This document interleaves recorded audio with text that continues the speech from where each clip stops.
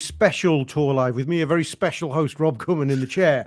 With very As opposed to the rubbish you get week in, week out. As opposed to the shite you get week in, week out. No, I've got the lovely not shite Neil Atkinson and a lovely not shite Sean Rogers. The reason this one's special is twofold. One, it's the last ever tour live for reasons I don't know and I don't care, but it is the last one. But it's also particularly special because it's a transfer gutter edition of Tour Live, and we were doing it on the day that the story is breaking that Liverpool seem to be on the verge of signing. And I'm going to start doing his song, actually, before I even say his name. Who put the ball in the blue shite net, Neil? Is it Dominik? Say this. Can you Szoboszlai. Dominik Szoboszlai. I don't know if that scans, but Dominik Szoboszlai could be our next hero. What we know so far is that Liverpool, I'm not going to exactly say they've triggered his 70 million euro release clause, but it seems like they're doing something very close to triggering. I hope it's triggering. They seem to have all but agreed terms with the player himself. All the main patch journalists are saying this.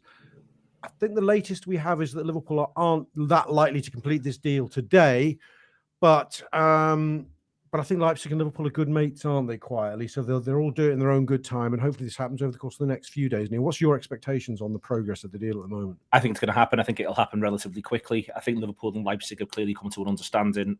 It's always in Leipzig's interest to show that they're open to getting players what they want, rather than just the idea of what Leipzig might want. The precise sort of nature of the release is, I think that Liverpool will be working that one out. When I talked to Guido yesterday, and that feels like it was so long ago, his thing was, Liverpool will make Jurgen Klopp and Liverpool will make a couple of phone calls and things will happen and get sorted. And I think that's just where we are. And I think it is happening, and I think it is getting sorted. You've seen all the accelerations of the stories like we have in the past from all the trusted journalists over a set period of time. It follows in a number of ways the Canate playbook as well, in terms of what's broken where, when, a bit more from Germany, a bit more from Ornstein, and then the local journalists pick it up and go from there. That was what happened last time. It's what's happened this time. So I think that everything can go wrong. You've got to obviously caveat everything that you say until it's done, and you've seen him in the picture doing the lean and all that sort of stuff. But I think he's going to be playing for Liverpool next season. I'm really excited about it, in a way that when it was always being mooted as three lads who were all like boxers, I wasn't against that, but I was, the idea of the 368s was a nice idea. But last summer, I was saying they could have done with an attacking midfielder. This summer, I've wanted them to get someone who looks like an attacking midfielder who they can turn into a slightly different footballer, which is what I think they will do. I'm into it big time. I really am. I've looked at some profile stuff, some data stuff. I've had more data stuff sent to me today by StatsBomb, which people can see if they download the app and subscribe. That's in there as well. It's really interesting. His defensive metrics versus other attacking midfielders are really strong. I think he's a really exciting prospect. He's only 22. He's got the number of games Liverpool like. I'm into it big time, Rob. I am into it big time. Sean, are you into him big time? Yes, certainly much more so than Mount. I think that the biggest thing with the transfers is that it very much looks to me like Liverpool, as you'd expect, are going to be doing a fair bit of 3-2-2-3, or if you like, the 3-box-3 build-up that Liverpool have been looking at. But also, Arsenal and Manchester City defend in a 4-4-2 or a 4-2-4 a hell of a lot more, even though City and Arsenal use a similar shape, whereas we revert to a 4-3-3 to defend. I've wondered for a while that if you were a new manager coming into this squad and just had a look at the players, I don't think 4-3-3 would be the very first formation you would come to in terms of a conclusion. If you were saying, how do we get the best out of Mo Salah? Yeah, take Mo Salah out of the equation. I'm not sure 4-3-3 is where you come down to here.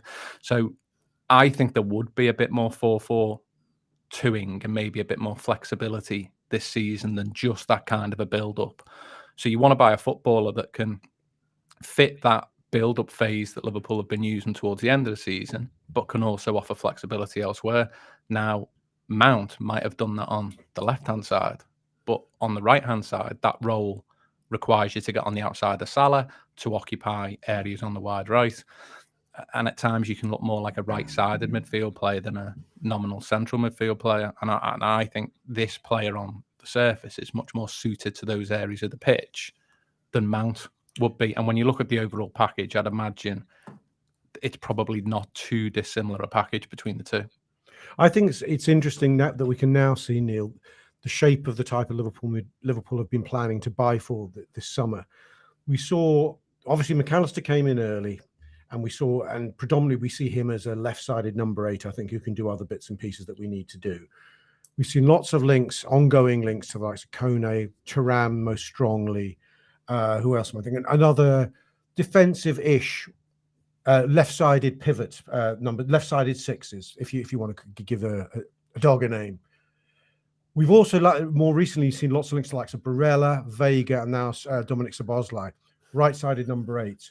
It feels to me we are buying for this box very, very clearly. We want 2 attacking number 8s, and the dream that seems to be being fulfilled is it's McAllister and Szoboszlai, and we want 2 pivots who would ultimately be Thuram and Trent, I think, if things go according to plan. I think eventually Thuram and Trent, I don't think that's get first game or anything like that. I think that's a growth thing over a period of time. And the other thing about it is it suits the asymmetrical nature. So whoever's going to play left-hand sided left back on paper is going to have to do some work at left-hand sided centre back. If you imagine the whole thing tilts, the right back's becoming a central midfielder on the right-hand side. That means that you want the player in front of him to be higher. And Salah is our highest footballer most of the time we play football.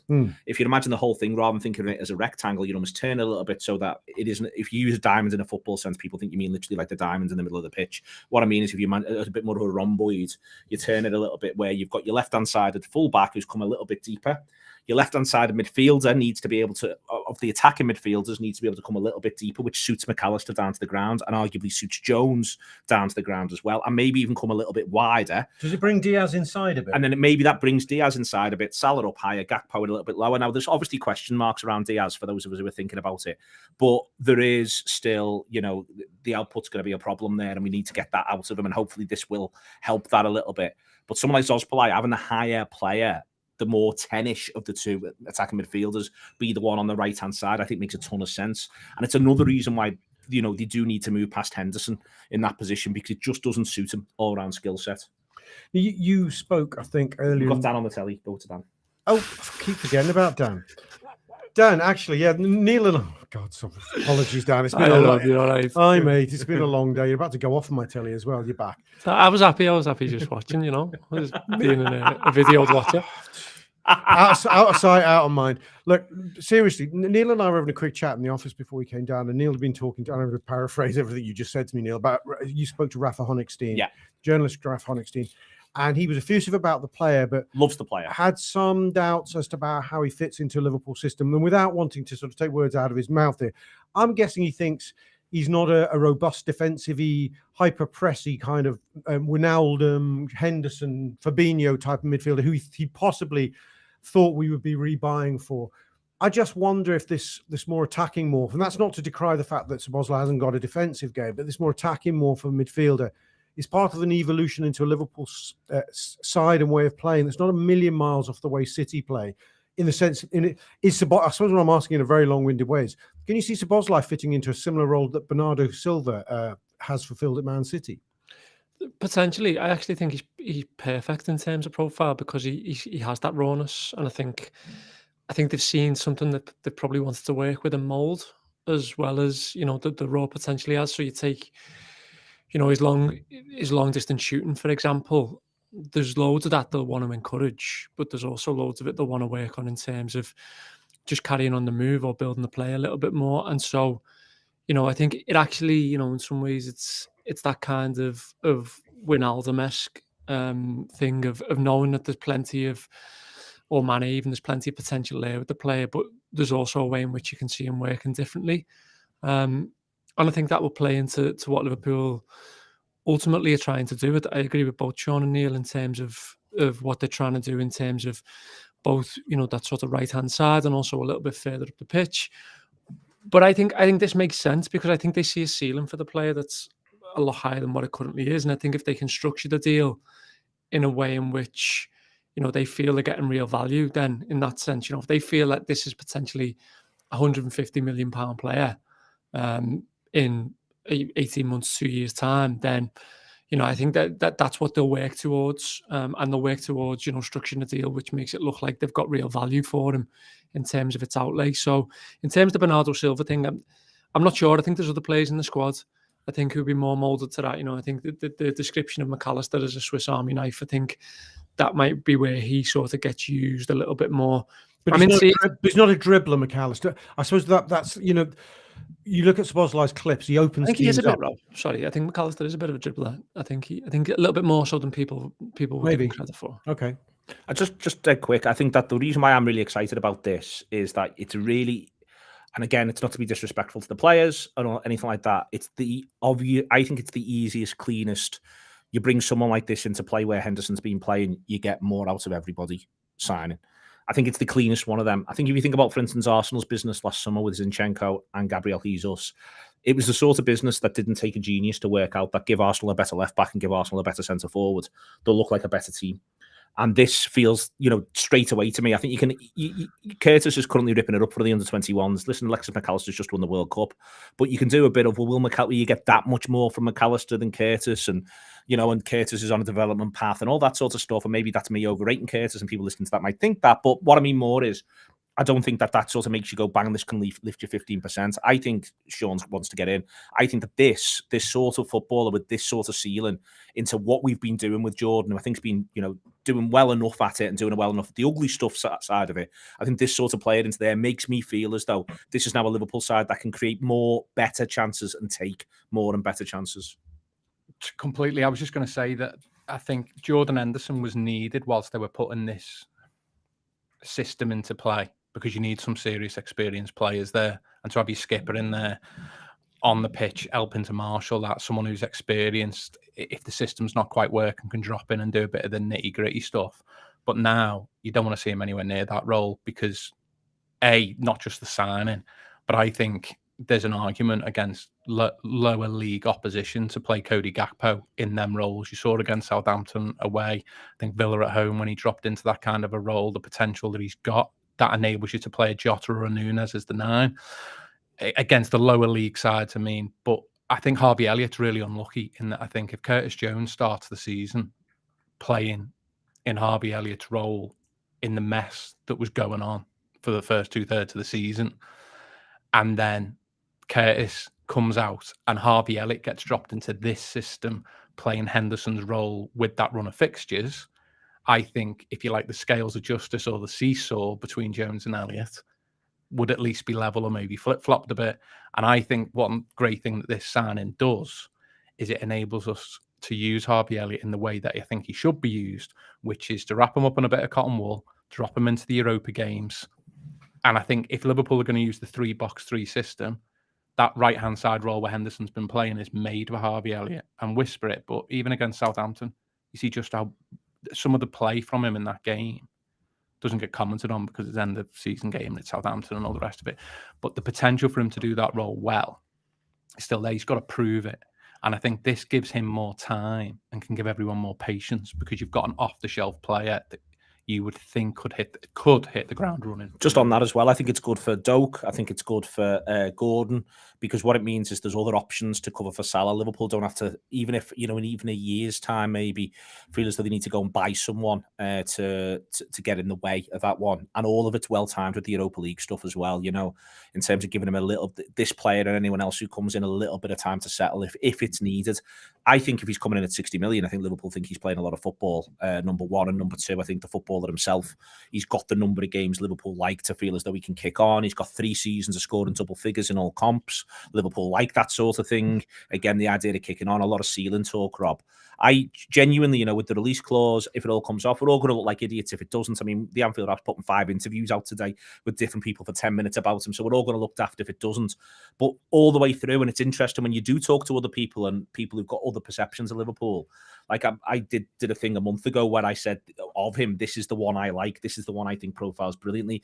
Adding to that his physical stature, that he is 6'2", that stuff does matter. It's not crucial, but you don't want to be setting out a team of a series of footballers who are all 5'8". You can have a couple in there who are 5'8", but you want to feel as though you can deal with set pieces in this country and stuff like that as well. And having that blend matters. So it almost feels like a little bit of a no-brainer, and I'm glad Liverpool have. And this is one of the reasons why I like it, as I said before, the Arsenal argument from last season, the idea that you can just look at it and go, well, if you make that better in a certain way, you'll be markedly better. And I think that's, and Liverpool do finish the season quite strongly, don't get me wrong, playing this new system. And it also, I think it does, to go back to your first question, it does answer I think the question as to what we're doing next season. Are we continuing with this, yes or no? I think we are. Go on. I wonder how much of this is an opportunity thing and a timing thing. It does remind me of a little bit of the Diaz deal in many ways. Of this has come about. I wouldn't be surprised if we've internally thought for a couple of months that he was going to Newcastle. They were just going to activate that release clause, and the player was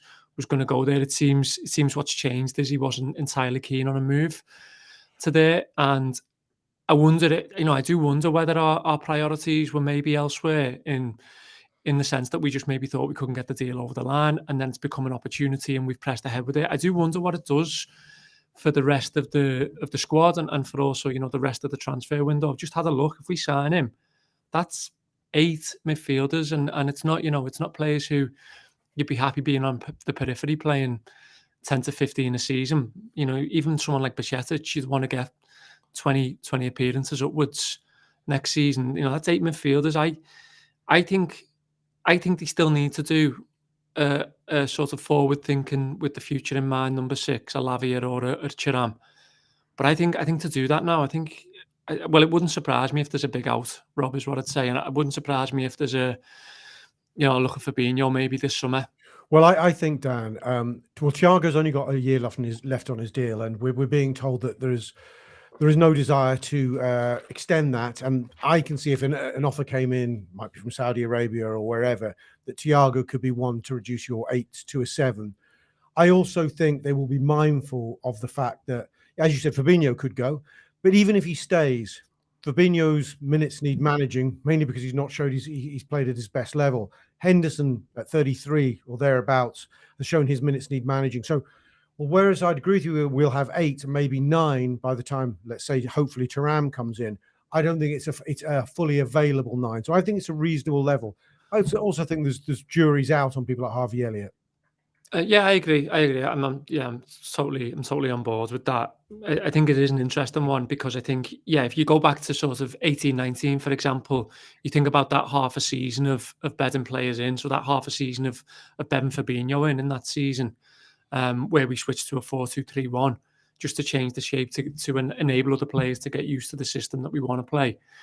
I don't think it makes sense then to maybe bring a Thuram in, for example, and just lash him straight in. And I think also with that, if you've got Henderson as maybe one of your only other 6 options, then there's a reliability thing there, even though I think he's probably more suited to that role the older he gets. Thiago might be the one in terms of, it won't guarantee you a huge sum of money in terms of a transfer incoming, but it'll, be a big off the wages, in terms of that.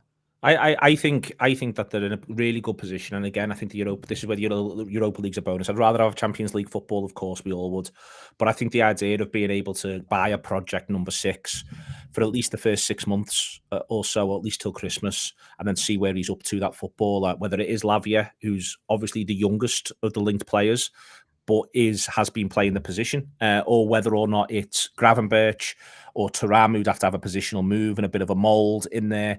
Kone, to me, feels like he's the last cab off the rank and that he's already playing the position, but maybe he hasn't quite got the ceiling that they want. You get the impression if they'd have wanted to action Kone, they could have done already, and he's just limped off in the tournaments as well. But I wonder whether or not that it's one of that remaining list, and they've all got pros and cons to them. As I say, Thuram is a positional reboot, in there. But what it does is it just means for 4 months, 5 months, you've got Fabinho, you've got Henderson, you've got Bajcetic as well if you wanted to take that risk and have him around there for number 6, and then you could be looking at someone else. But you've got a really easy path with that person. We're saying, they're learning the role, but they've got 11, 12 games playing for Liverpool. They're on 14 appearances, all comps. It's just that 6 of them can play in Europa League football. It doesn't feel mad to me, that. And I think if they can do it this summer, I think as much as they can get done this summer now, because it does feel like a bit of a marker point, I feel as though there's something to embrace here about them looking at doing 5 and just saying, this is it, we're doing 5. And then, not that we're never going to do anyone and again and get into that pattern, but the idea of we're doing 5 where one of the two defenders we do is going to be a bit of a longer term project. One of the 3 midfielders is going to be a longer term project. One's like this lad where he's not the finished article, he's got a high ceiling, and the other one's McAllister, who we still think's got room to develop, but he's 24 at this point. That's a lovely blend. And I think that if they can do that, then we end up coming out of this feeling like, that's been a good summer. Neil, before we go on to discuss the ramifications of this potential transfer anymore, you've got some inserts to do, I believe. We have indeed. If you are enjoying Tour Live on the audio side of things, it is the last ever one. That's not to say there won't still be 2 free podcasts a week, one of which will be on a Friday. As we get closer to the start of the season, we're going to start putting the Friday show out as a freebie going into next season. So week in, week out, the Friday show will be going out for free. Obviously, there's a bit of a gap between now and then, and we'll be putting some other bits and pieces out on a Friday. But I don't want anyone panicked, as often happens whenever we make change. Fair few changes going into next season in terms of the Anfield Wrap's output. There was meant to be an email about it today detailing all of this, but then the madness has taken over and you've got to get swept along with it and all of that sort of stuff. So anyway, coming up, we've got Tony Padilla speaking to John Gibbons and Steve Martin talking to me about the Ann Williams Golf Day. If you are enjoying it as a podcast, it's going to flip over into those two now. But we're back, and we're back with Rob, and it was 23.35 for those on their golden goal. Andy's got it at 20.33, and he is the final adjudicator. Go on, Rob. Time stood still. And I'm back. What I'd like to get stuck into in this, well, first part of this second part is what this tells us about this. Look, I'll rewind actually a bit. The eternal discussion this week all over social media, Liverpool social media, has been about Liverpool's ambition, because we've seen our rivals, Sean, getting over the line or thereabouts. Arsenal with Declan Rice and Havertz has caused a lot of trauma in our fan base, it appears. United have all but done Mount. Spurs have done Maddison. I think Newcastle have all but done Tonali. There's quite a lot of deals reaching fruition now. Liverpool, a lot of us, I think, have parked the fact that we did have McAllister in the bag before anybody else did. But however you judge it, whether you're worried about how much Liverpool will spend this summer or you're chilled about it, I think we've got to be unified in the fact of one fact is, if we're getting this one over the line, it feels like we're very, very close to. It brings a lot of relief, I think, to all sections of the fan base. Well, buying okay to decent players for silly amounts of money. I'm not sure why people are bothered about some of them signings. Our rivals are us. Rivals, not us. I think our business has been fantastic. Look, I'm happy to get pelters on this. I'm always a bit more optimistic on, say, your Gomez's, your Elliott's and your FSG's than most. That doesn't mean I'm all in on all three, by the way. Nowadays, it has to be black or white, doesn't it? And no one's allowed any shades of grey on things. My view on it is, it seems quite clear to me that Liverpool have gone, look, we need 4 or 5 players. And Klopp has gone, there's a number of systems I want to play, and I need players that can do these roles. So if you imagine the stats bomb graphics that Neil quite often uses, and you can compare players with each other, I think Klopp's gone, look, I need 5 of these. And it might well be that across the world, there are players in a certain age bracket where there's literally tiny pieces of paper between them that pretty much they touch most of the boxes. And if you want to make it in simple terms, they might range from 7.5 out of 10 to 9.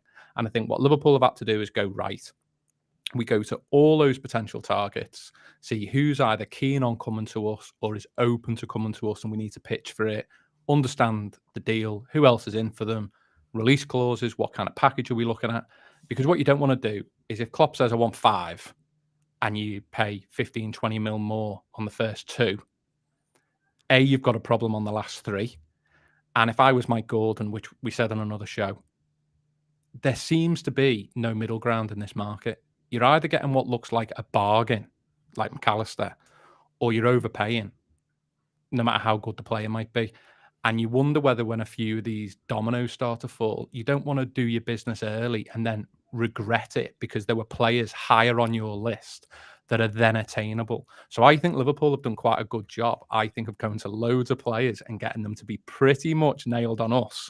And Liverpool have just strung them along, and been quite ruthless just to check what's going on in the marketplace for me. So I've not been nervous about it whatsoever. The time to judge it is at the end of the summer. I suspect you'll see Liverpool sign 4 or 5, no doubt. And they'll obviously have a budget that they've got to spread. I don't think this is a summer where they've got, we need that player. It's not about that. I think they go, we need a player with these metrics. And it might be that there's 7 of them in Europe in the right age category that they want to get. And for me, there's full confidence in my view it'll happen. Not just, forget the sporting director for now. I always say this. A lot of people at Liverpool, like Fallows, Hunter, people like this, are highly underrated. You combine Klopp and Mike Gordon's the key. Him being back there, for me, makes an enormous difference in all of this. Dan, I mean, there's been a lot of scepticism that Liverpool would get anywhere near the spending levels of our rivals. But if we bring in Szoboszlai at the reported release clause level of £60 million, and we've got McAllister, and it's virtually £100 million spent already, and they're clearly not done. We were told, I suppose, about March time that Liverpool might spend 200 million to reboot, given the traumas on the pitch on the past season. Do you think Liverpool are going to end up spending the big number, not hit 200 million, but where do you expect it to end? Because people are concerned by this number.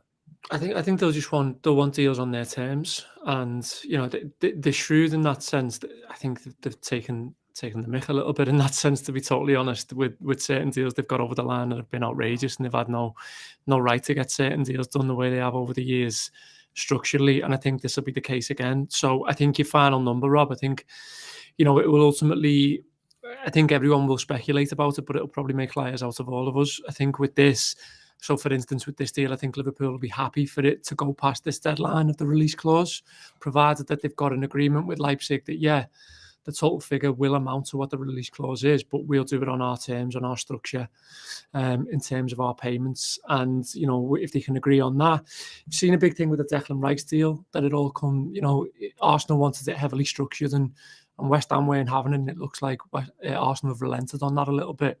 I think Liverpool stick to their guns, and I think someone mentioned it before. I think the relationship with Leipzig will help that. I do think Fabio Carvalho going there will have opened up a dialogue further to what they've already got established. Yeah. And so I think that has to make sense for the rest of these deals too. I think the big thing for Liverpool this summer has been, and it maybe comes back to what I said before about shifting one more big name, has been getting the wage bill down. I think one of the things that people never talk about when they look at Liverpool's outlay and their spend is how high they are in terms of their wage bill across the league and across Europe. It's absolutely huge, and it's huge in terms of fees to agents too. So I think getting 4, 5, 6 first team players off the decks to clear that wage bill a little bit to then build that back up, I think is huge. And the other thing I'd say about this deal is, what we're hearing a lot is that the player was hugely excited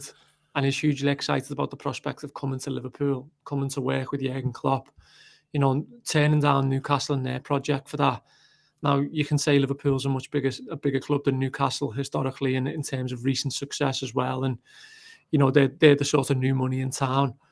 But ultimately, I think we've all got a little bit down. We've all sort of hit a bit of a funk in this kitchen party of Liverpool since Jurgen Klopp came in. And I think, this needs to give us all a bit of a shot in the arm that this is a place that people want to come and play football still. This is a place that people want to come and experience. This is the place where top players in Europe, despite no Champions League football, which we all thought was going to be catastrophic, still want to come and experience for themselves and play the trade. And we need to get back on that bus ourselves, collectively. I don't sort of dismiss anyone who has ownership gripes and stuff like that. But the thing that got us to this party was Jurgen Klopp and this feeling of, we're the place to be, we're the place where it can happen. The massive part of that, let's be clear about this, there isn't another team in the division, certainly who qualified for Europe last season, who wouldn't have had Alexis McAllister for 35 million. He's got his literal pick of the clubs. His literal pick. He'd be an asset to Manchester United. He's actually exactly what United could do with. In a number of ways, look at what's happening with City. They could do with another one of those types of footballers. He'd fit in there. You can go on. Now, it might be that Liverpool wanted him more than a couple of other people as well, and were prepared to put more money down in terms of personal terms or agent fees or something like that. But any one of the top 6 would have wanted McAllister. This lad, you feel as though there's a fair bit of demand there. You've got to be careful when you're talking about figures, but what I'm expecting them to do is still do 2 more minimum. And I'm expecting, therefore, they'll do the 2 more, and then there might be a 5th that's off the basis of what the outgoings are after the next 2, how the deals they manage to cut for the next 2, what the outgoings are off the back after the next 2, where that puts them, what that gives them the leeway for. And it may well be that they're happier to go for maybe a slightly more experienced option. John talked today on an interview that's behind the paywall to Christian Falk, who says who's adamant in Germany the Pavard thing's not finished. And I just sort of wondered if that's one where Liverpool might do that at the end of the window.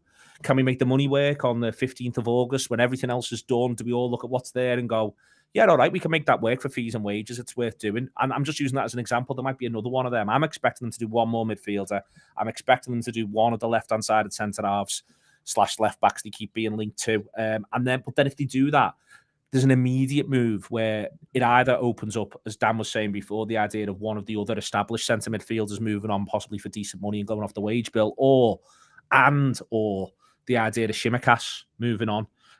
If they have done another left-hand sided player, and then it might be that, if they then get someone else in who might play right-hand sided centre-back to cover Konate, then you're looking at being able to say to Joel, listen, Joel, here's 5 clubs, you're a Liverpool legend, you take your pick, we mostly just want you off the wage bill, there's a nominal fee of about £5 million, but we can make all of our bits work because we're bringing someone else in. That's the way I think they're doing it, Rob. That's the way I think they're measuring it all through. I expect them to do 4, clear some decks, and then maybe do 1 more.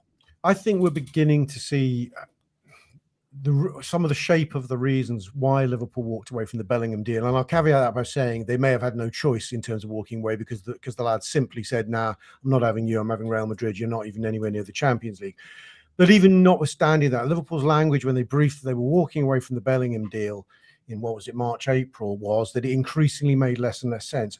And I do think if you look at, the headline price on the Bellingham deal wasn't 120, 130 million that it had been publicised it might be, but I think with the agents' fees, etc., coming into it, it probably does work out something not far off that. I do think, Sean, there's a question here somewhere on the line, but you do wonder, had we got that deal over the line, and cock-a-hoop as we'd have been as fans to have got that, you'd have then gone, okay, who else can we get? And given the kind of budgets we perceive we have, I don't think it's many more. Neil's talking about us getting a minimum of 5, and I totally agree with that. But there's quite a reasonable possibility. A minimum of 4 with a likely 5 is what I'm saying. I don't want anyone to quote the minimum of 5. A minimum of 4 with a likely 5. Yeah, sorry, misquoting you. Minimum of 4. So 3 midfielders and a defender is, I think, the minimum everybody expects to happen now. It could be 5. I do wonder, had we been successful getting Bellingham, cool as that would have been, we might have only got another couple in. That, in a sense, the Liverpool statement about it not making increasingly less and less sense, I'll time myself up, makes more sense, because it was clear as the season went on, we needed a body count in here. Yeah, totally. I think you look at Wolves away, Brighton away, Brentford away. Yeah, look, the last half hour against Real Madrid at home, that was a Liverpool side that had given up. And I don't mean giving up on that game. I mean, their attitude was as bad as any Liverpool team I've ever seen. Like, I'm going back to Souness years. Like, the attitude in that last 25 minutes was unacceptable in a Liverpool shirt. So I wasn't sure how you're coming back from that. So you have to credit the management team for the new system, getting the players back. The players go along with that. Obviously, the new Trent role and everything else that goes with that. But whilst that's going on, he's number 1 going, Christ, I don't know how many of these I want in next year. 2, he's thinking, we need quicker and more major surgery than maybe any of us had actually planned for. And I think also a couple of the young players, I think he's gone, if things were really pairing, yeah, we can drop them in. It's too much a weight for their shoulders right now. And I think on that basis, you have to go, well, okay, like I was saying before, I need 4 or 5 bodies that have these metrics. I don't think he even needs to ask Mike Gordon if he can have Jude Bellingham and 4 or 5 of them metrics anyway. And like you say, chicken and egg, do Liverpool make that decision first, or does Jude Bellingham start going, actually, Real Madrid is a bit of a bigger fancy for me? And the other thing with Liverpool to consider as well, budget-wise, is, Liverpool's wages have never been that awesome. But what Liverpool do is they treat the players like shareholders. So when Liverpool are successful, they get wedged up, and they get seriously wedged up. So when people go, where's the money? Well, the money goes back to the players when they're successful. Well, there ain't much going back to them after last year, yeah? So ultimately, you knock a couple of heavy hitters off the wage bill. And when you think that the bonus payments are going to be the same, basically a 0, I suspect, for the majority, there's room for them to potentially speculate a little bit in that regard. And I get the people that are like, well, they should gamble against future revenues and do more. But you just couldn't do Bellingham and 4 or 5 in Liverpool's situation. And unless you're having a massive change of ownership, you've just got to... Unfortunately, we were in a mess. You can't do Bellingham and what the surgery we need at that point. Dan, just getting back onto the player who we're most excited about today, Dominik Szoboszlai, and his effect on Liverpool's immediate short-term and medium-term future. I've been looking at his heat maps to try and understand exactly where he plays on a football pitch, and I noticed there's a contrast. If you look at him between, say, 2017 and 2021, he's quite left-sided. By last season, he's very much established as a right-sided player. And we're seeing him, and I'm not sure the exact balance is, as a right-sided number 8, but also as a right winger. Do you think, and he's got pace, by the way, he's got pace to burn it.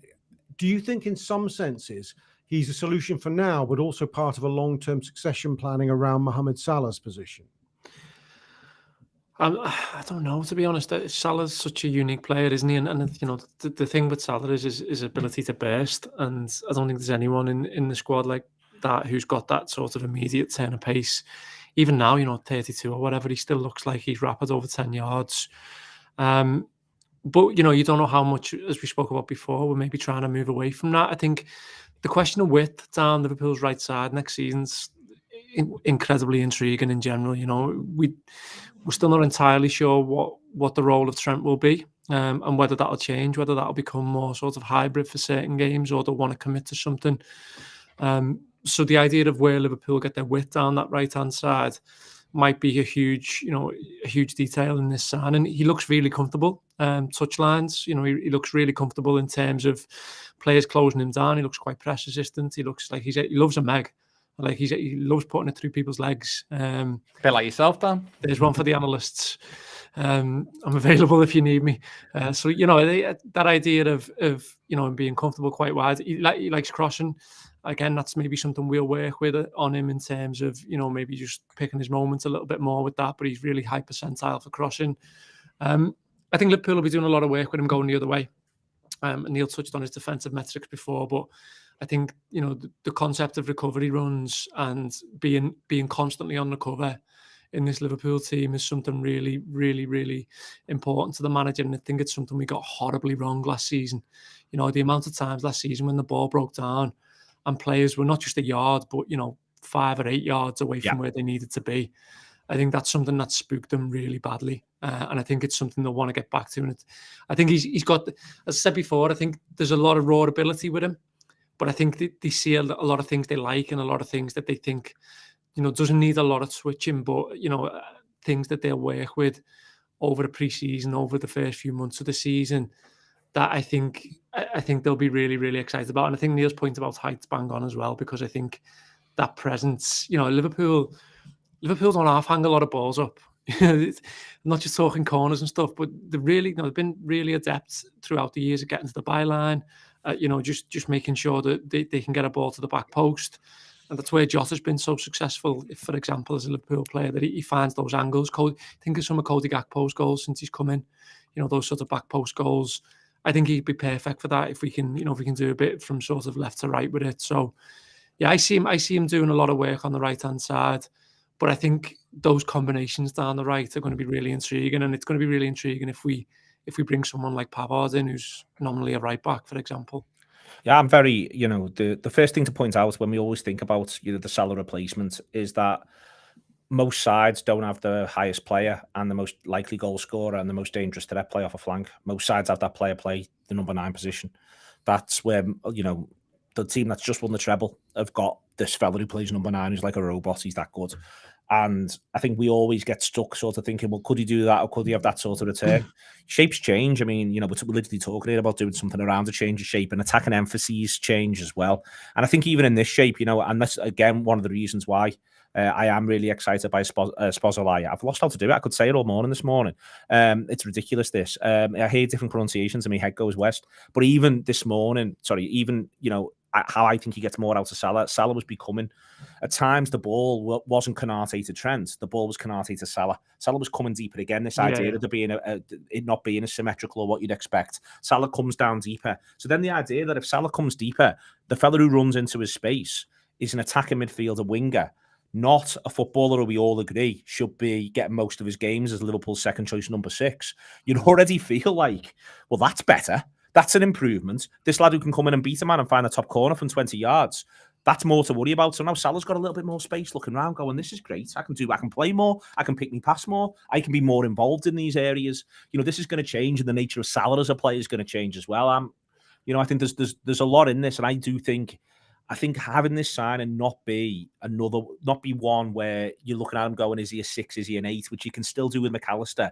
I think it is good that it's someone you're looking at going, is he an 8, is he a 10, is he a wide player?